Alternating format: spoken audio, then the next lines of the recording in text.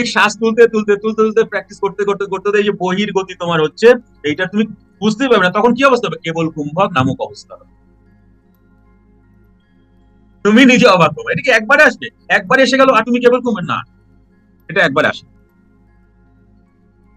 এটা তোমার প্রথম প্রথম শুরু হয় ধরো 2-3 মিনিট, সারাদিনে 2-3 মিনিট। তুমি অবাক হবে একদিন, যেদিন প্রথম দিন সেদিন তুমি অবাক হবে, তোমার ভয়ও লাগবে। কি হলো, আমি শ্বাস করে নিতে পারছি না, গুরুকে ফোন করবা, বাবা আমার এমন হচ্ছে কেন? বাবা বলবে ঠিকই হচ্ছে, কিছুক্ষণের মধ্যে ঠিক হয়ে যাবে, চিন্তা নেই।